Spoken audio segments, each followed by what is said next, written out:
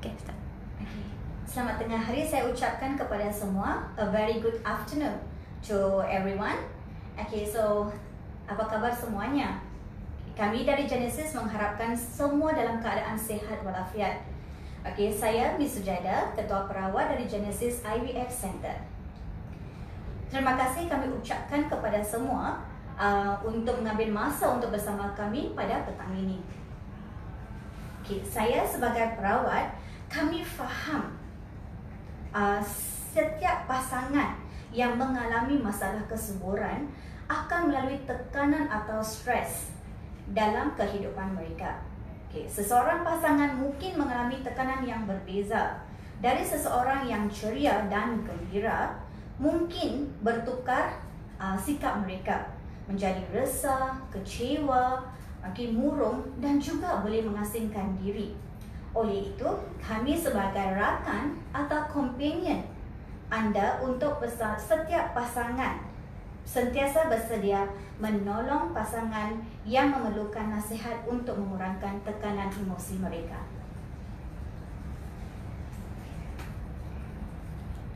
First of all, mengapa seseorang itu dikatakan mengalami masalah kesuburan?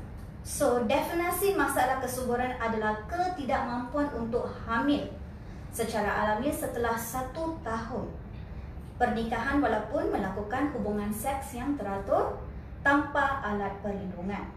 Dan bagi pasangan yang berusia lebih daripada 35 tahun, harus mendapatkan nasihat doktor setelah 6 bulan perkahwinan. Tentang faktor dan rawatan sudah dibincangkan oleh Dr. Laus sebelum ini dalam live FB. Saya pula ingin berkongsi tentang puncak tekanan emosi yang dialami oleh setiap pasangan suami isteri dalam masalah kesuburan. So, pertama, tekanan atau pressure dari keluarga mertua atau ibu bapa sendiri dan juga dari teman boleh menyebabkan masalah psikososial seperti kemurungan, depresi, anxiety dan juga boleh menyebabkan konflik antara suami dan isteri. Konflik antara mertua dan menantu juga. Bukan itu sahaja, pengasingan sosial di mana pasangan suami isteri itu tidak mahu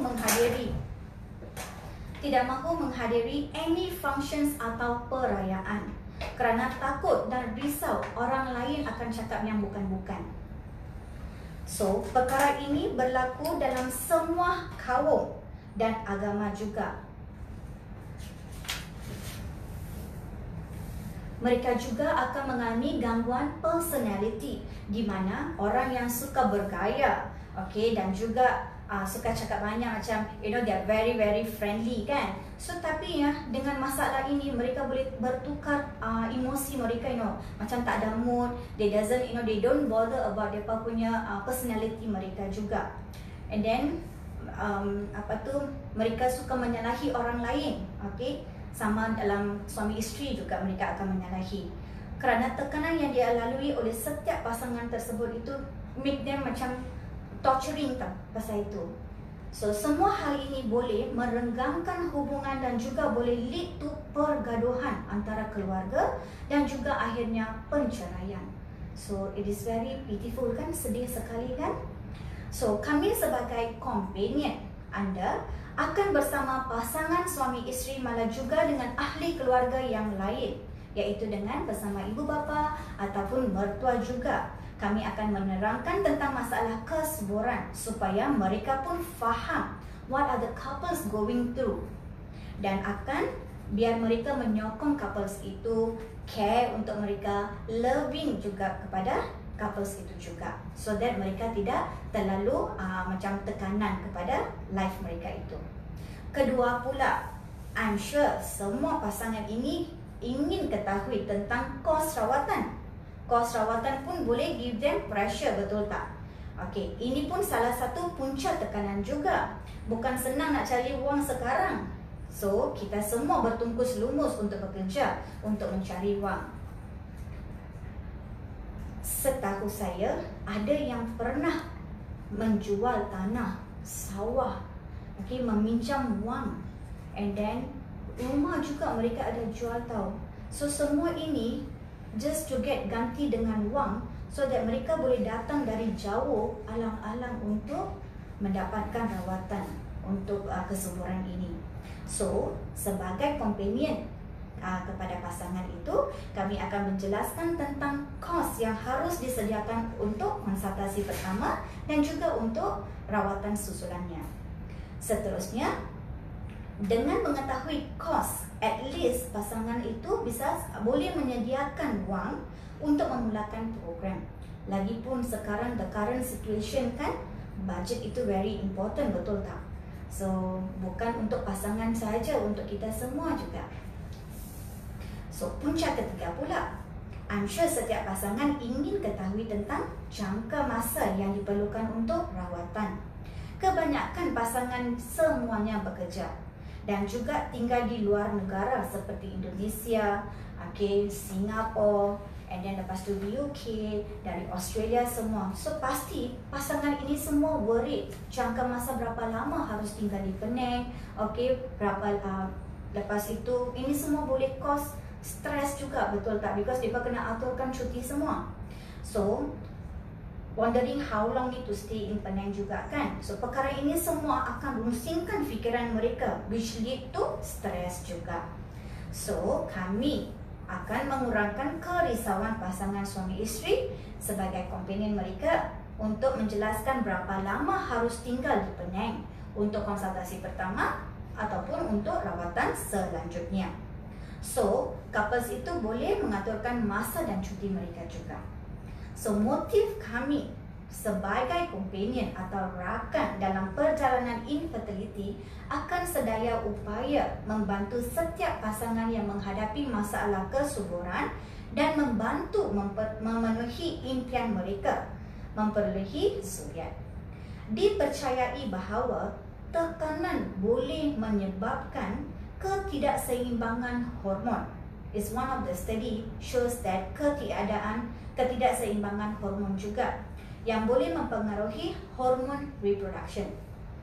Tekanan juga boleh mempengaruhi pengaliran darah ke organ reproduction, di mana tingkat keberhasilan akan menurun dan juga peluang keguguran akan tinggi. So that's why selalu kami akan terangkan kepada pesakit, jangan stres. The most important thing is jangan stres. Secara conclusion, saya dan tim kami mengharapkan semua pasangan suami isteri dan juga ahli keluarga mengekalkan hubungan yang rapat berdasarkan cinta dan kasih sayang, caring dan sokongan antara satu sama lain. Dan kami juga menasihatkan setiap pasangan untuk meneruskan aktiviti secara normal sahaja. Because selalu pasien akan tanya kami, apa yang saya harus lakukan untuk dapatkan sukses. Betul tak? So we always tell the patient, jangan stres, buat aktivitas secara normal sahaja. Because the more we think, hormon kita jadi imbalance. So ini akan lead to stres juga. So stres akan cause apa? Tahap keberhasilan akan menurun. So all this is back to square. So that's why we always tell the patient, jangan stres. Try to control your emotion. Akhir kata, doktor dan jururawat adalah rakan atau companion setiap pasangan suami isteri dalam perjalanan masalah kesuburan. So, nasihat kami untuk mendapatkan rawatan kesuburan yang berjaya, pasangan suami isteri harus saling menyayangi, memahami dan mempercaya dan hormat antara satu sama lain. Tidak kira pasangan mana yang ada masalah kesuburan. Sekian dari kami. Jika ada pertanyaan, sila hubungi laman web atau call ke Genesis. Kami sudi membantu anda. Bersama-sama kita berdoa agar wabak corona ini akan cepat pulih dan keadaan back to normal, because ada banyak patient yang dah mau datang ke sini untuk mendapatkan rawatan tapi semuanya tergendala. So we feel so sorry for them also. So hopefully everything goes well and back to normal. Itu dari saya. So jika ada apa-apa pertanyaan bisa hubungi and then ataupun ke website kami untuk mendapatkan informasi yang selanjutnya. Ada yang package promotion juga, so bisa ke website kami. Terima kasih.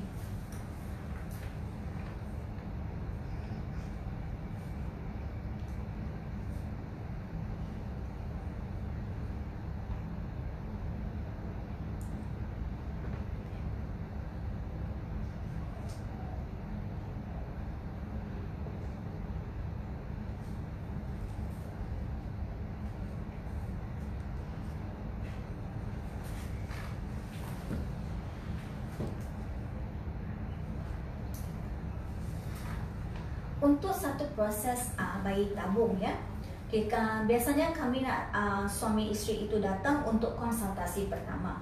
Semasa konsultasi pertama itu biasanya kami akan cek sperma suami, cek darah juga. And then untuk isteri pun kami akan cek darah juga. Setelah itu akan di USG oleh doktor, dan lepas USG oleh doktor, dan doktor akan rencanakan pesakit itu untuk program bayi tabung ke, ataupun untuk inseminasi ke, ataupun bisa makan ubat kesuburan sahaja. Ini semua adalah bergantung kepada berapa lama udah kahwin, dan juga untuk usia mereka juga.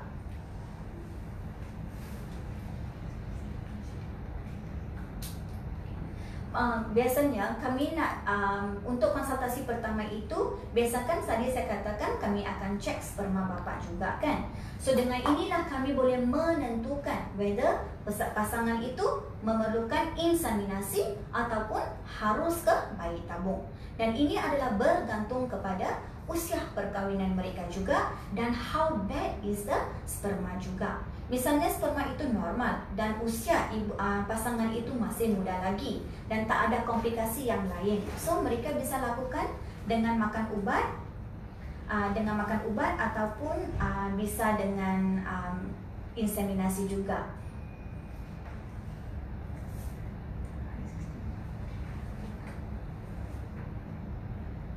Tadi saya ada satu pesakit menanya saya, consume Rita ke? Hai Rita. Okay. Hai Rita. Tadi kan adik consume DHEA kan, tapi kamu sudah berhenti di bulan Februari kerana due COVID kan? Ya benar. And then saya mau ulang. Actually adik, yang DHEA itu biasanya kami akan berikan untuk 3 bulan. Tapi setelah itu, kalau dia sudah Januari kamu ambilkan, itu kan sudah habis di bulan April begitu kan. So kalau let's say kamu nak mulakan proses bayi tabung, actually you can come anytime untuk konsultasi dulu deh, no problem.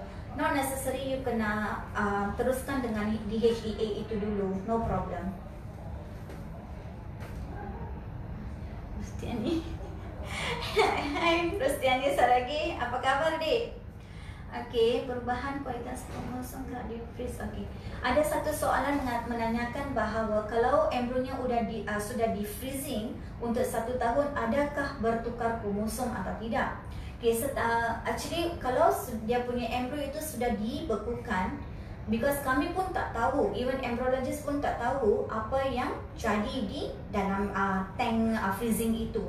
So biasanya embryo itu akan dikeluarkan pada saat embryo transfer sahaja. So far, actually embryo bisa disimpan untuk berapa tahun pun boleh. Sebelum ini kan ada pernah satu patient di luar negara, embryo yang di AT itu 10 tahun punya embryo dan dia pun hamil juga. So untuk 1 tahun itu is no problem, jangan risau. And then embryo biasanya kami akan simpan untuk 5 tahun. So no need to worry about the changes of the chromosome ke, jangan risau.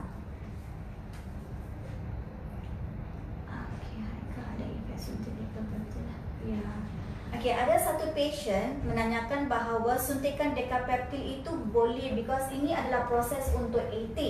Adik, untuk proses AT biasanya sebelum ini kami sudah berikan suntikan dekapeptil. Memang ada banyak patient yang sudah terima suntikan dekapeptil, itu adalah prosedur untuk permulaan embryo transfer.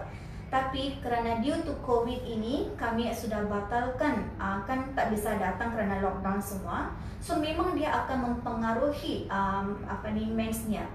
So mungkin lepas suntikan Decapeptyl, satu mens itu akan datang. Dan lepas tu mungkin bulan seterusnya memang tak akan haid.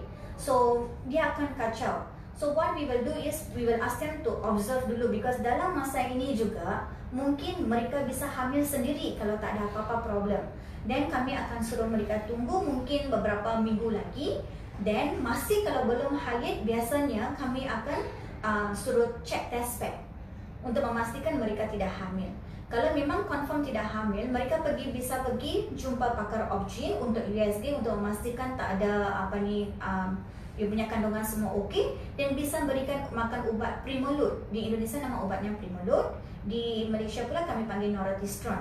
So kami boleh berikan ubat Noretistron untuk melancarkan mens balik, dan seterusnya pula it will be fine, back to normal.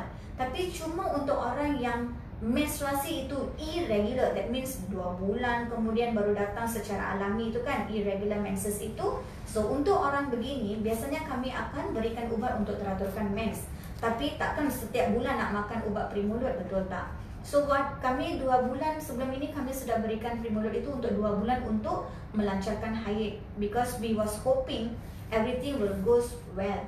Tapi sekarang di Indonesia dan di Malaysia pun keadaan masih belum pulih lagi kan. So program ini harus ditunda. So untuk bulan depan boleh telefon kami, kita akan tengok macam mana situasi, dan baru kami akan terangkan whether to makan ubat Noretistron atau datang untuk USG dulu.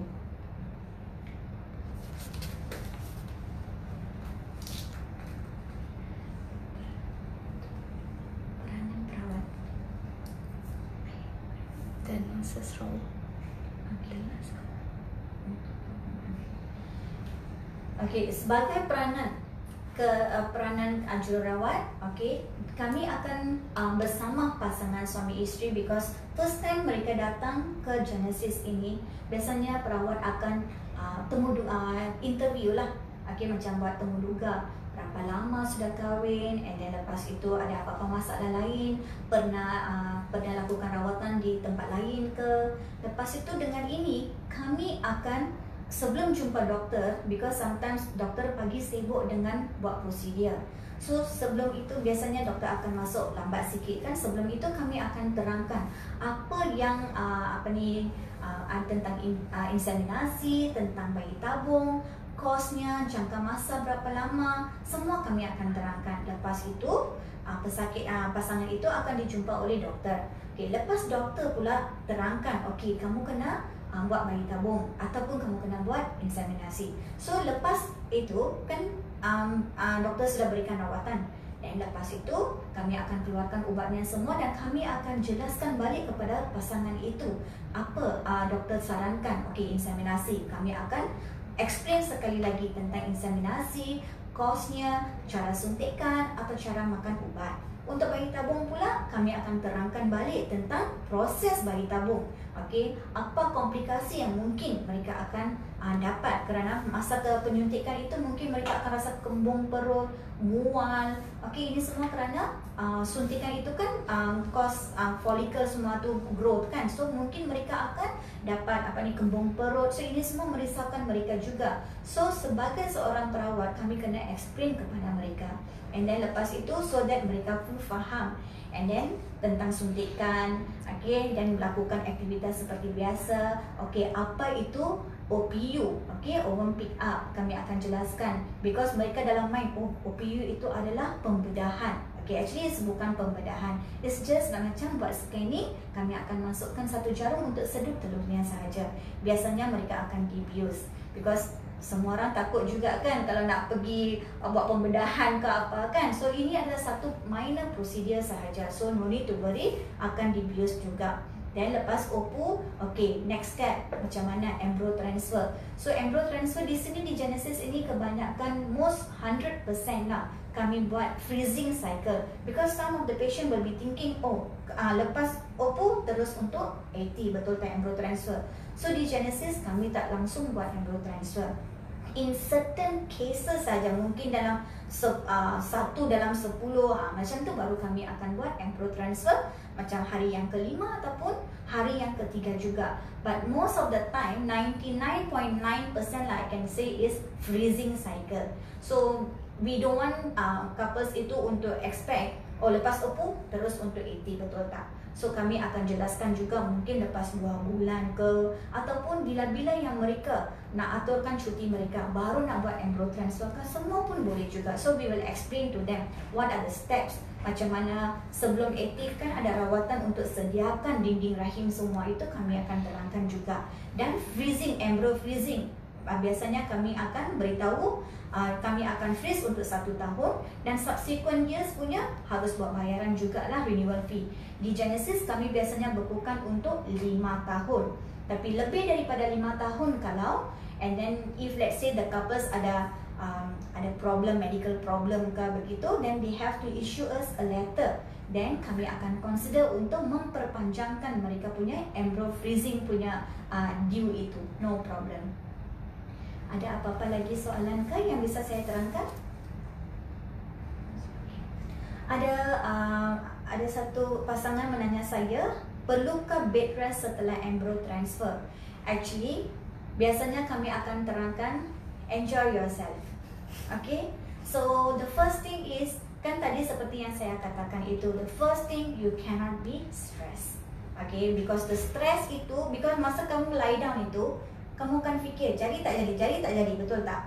So what we will suggest is just do normal activity supaya kamu tak akan risau sangat. So just buat normal activity, makan secara biasa, kami akan suggest untuk makanan yang seimbang. Okay, you just eat apa yang ada pasangan suka makan saja isteri itu, no problem. Tapi kalau nak ikut pantang sendiri kan, so you just follow your own pantang saja. Because untuk pemakanan itu we cannot force you all.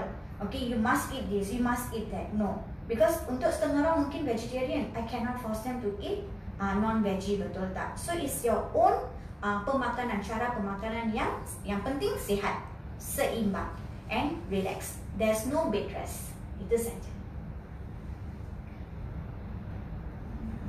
Ada pasangan yang tanya saya, apa yang harus dipersiapkan sebelum datang untuk konsultasi pertama? Okey, sebelum konsultasi pertama itu biasanya kami akan suruh untuk booking temu janji. Okay, because biasanya dengan Dr. Eng Peng Hua dengan Dr. Lau Sun Yan itu kami cepat penuh appointment kami. So at least 3 minggu, 2 hingga 3 minggu sebelum datang itu tolong booking temu janji melalui kami punya website pun boleh, ataupun Facebook Messenger pun boleh, atau call kami terus pun boleh juga, atau melalui WhatsApp pun.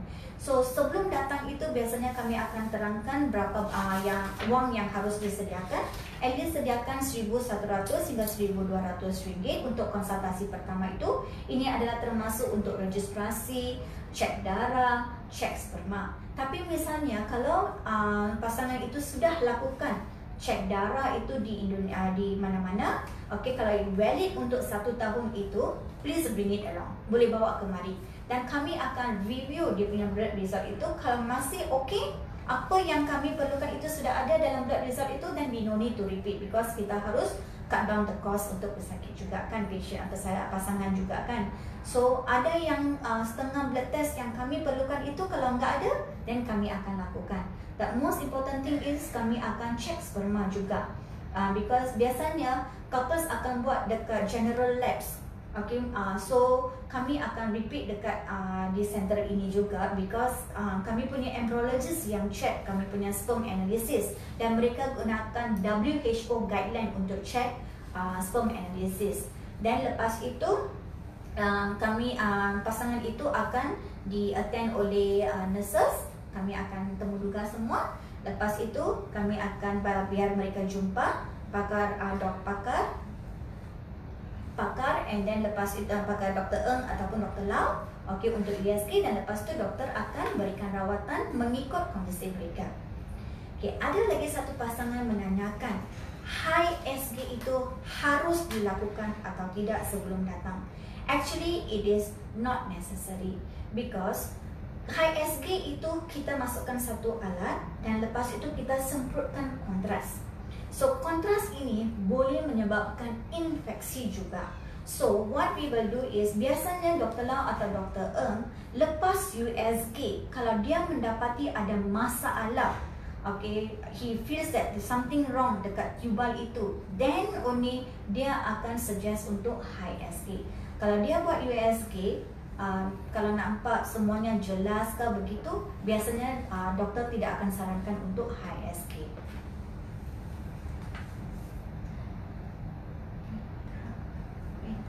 Susu saya apakah bisa era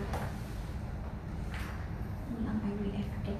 Ya, ada satu Rita kan tanya apa ni, mau mulakan proses bayi tabung, lepas tu adik kata nak buat era kan. Okay, actually era is dilakukan ketika embryo transfer. So actually dia punya prosesnya begini. Kalau selepas sudah buat bayi tabung, okay, embryonya sudah dibekukan. So lepas itu embryonya sudah dibekukan. Okay, kalau embryonya bagus, okay, dan kita boleh mulakan proses untuk embryo transfer, macam kena suntik lah, kena makan ubat lah, betul tak? Dan lepas itu sepatutnya on the day that pasangan isteri itu untuk embryo transfer, tapi kita tak akan buat untuk embryo transfer. We will do the ERA testing. That means kami akan scrap endometrium itu. Then cycle itu, lepas scrapping endometrium itu untuk ERA testing, kami akan abandon the cycle already. So that means patient sepatutnya datang untuk embryo transfer, dia tak akan pergi untuk embryo transfer. Okay, then kita akan buat testing untuk ERA itu dulu. Then kita akan tunggu dia punya result datang. Okay, selepas resultnya sudah datang, kami sudah tahu kapan embryo transfer harus dilakukan. Then kita akan start balik semuanya lagi. That means patient harus buat rawatan balik, kena makan ubat ke, kena suntik ke, and then kali ini baru dia akan pergi untuk embryo transfer.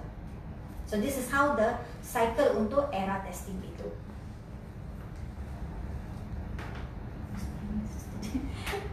Tanya lagi, apakah okay, ada Rustiani kan tanya yang apakah pengkentalan darah vitamin D mempengaruhi keberhasilan embryo transfer atau perkembangan janin. Actually pengkentalan darah ataupun vitamin D kurang ke lebih ke itu, frankly speaking di sini memang kami tak check untuk pengkentalan darah. Because kalau let's say pengkentalan darah itu actually untuk apa? Untuk orang yang sakit jantung ke, ada history, history kan sebelum ini ada sejarah, ada sakit jantung ke, baru biasanya kita akan berikan untuk mencairkan darahnya, ubat untuk mencairkan darah. So untuk proses bayi tabung biasanya kami tak akan check untuk pengkentalan darah. Dan doktor pun tidak akan berikan ubat untuk mencairkan ubat, because ini pun boleh tinggikan risiko lain tau. Macam non-stop bleeding ke macam tu. So tak ada berkaitan untuk perkembangan embrio ke ataupun saat etika, tak ada berkaitan dengan tingkat berkehasilan itu dia. There's no any connection on that.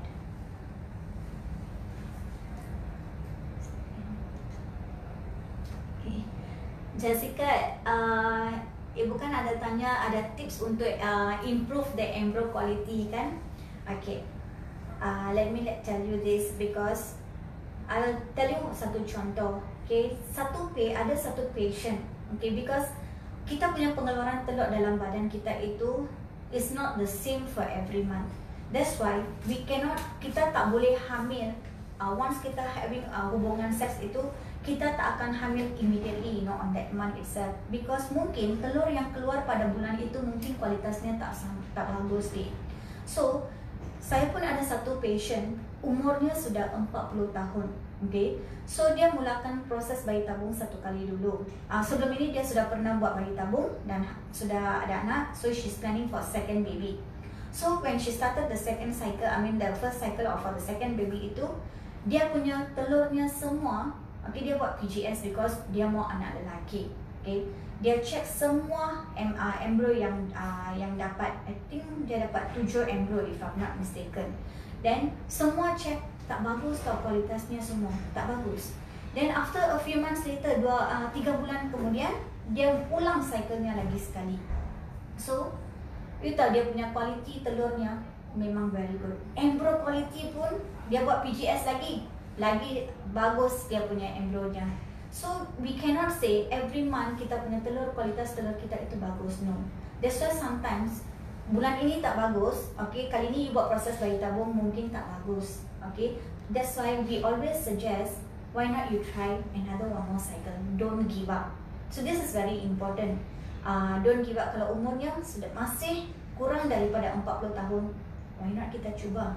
Kalau tidak pernah lakukan bayi tabung, mungkin buat kali pertama bayi tabung mungkin sudah gagal, and then you can try one more time, should be no problem. Unless you sudah buat 3-4 kali bayi tabung still gagal, then only we have to think about other solution lah.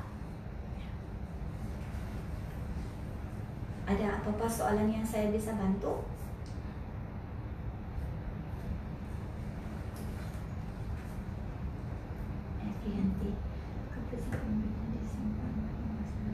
Efrianti, apa kabar? Ya, kan Ibu Efrianti ada menanyakan, ada satu pasangan isteri ada menanyakan bahawa embrio yang sudah di freezing itu selepas 1 tahun boleh PGS atau tidak, untuk tahu dia punya kromosom ataupun gender. Mungkin kali ini sudah hamil anak perempuan, and then masih ada beberapa embrio, mungkin ada 7 ke 5 ke 4 kan, and then mau check juga embrio itu untuk checking kromosom ataupun jenis kelamin, masih boleh, no problem. Itu pun bergantung kepada dia punya kualitas embrio yang disimpan itu. Kalau kualitas embrio itu macam fair sahaja, then we suggest not to check lah, because kita harus keluarkan embrio yang sudah dibekukan itu, dan kita kena biopsi, dan kami harus bekukan lagi sekali. So kalau let's say you ada banyak embrio, masih bisa lakukan. Mungkin you nak check balik untuk 2 ke atau 3 ke, should be okay, no problem. Biasanya kami akan rujuk couples itu kepada kami suruh berikan email kepada embryolog, supaya embryolog akan terangkan macam mana dia punya embryo quality, and then percentage-nya macam mana, dia punya payment charges semua mereka akan emailkan, dan boleh di PGS, should be no problem.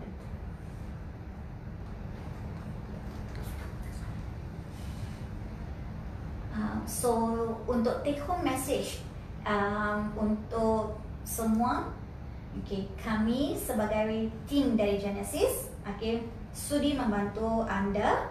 Okay, jika ada apa-apa persoalan boleh contact kami. Okay, so hopefully everything, jangan stress. Okay, boleh dapatkan nasihat dari kami melalui dari Facebook Messenger anytime. Our team willing to help, no problem. So thank you and have a great day. So jumpa lagi soon ya. Hopefully we will meet you all soon. Okay, thank you.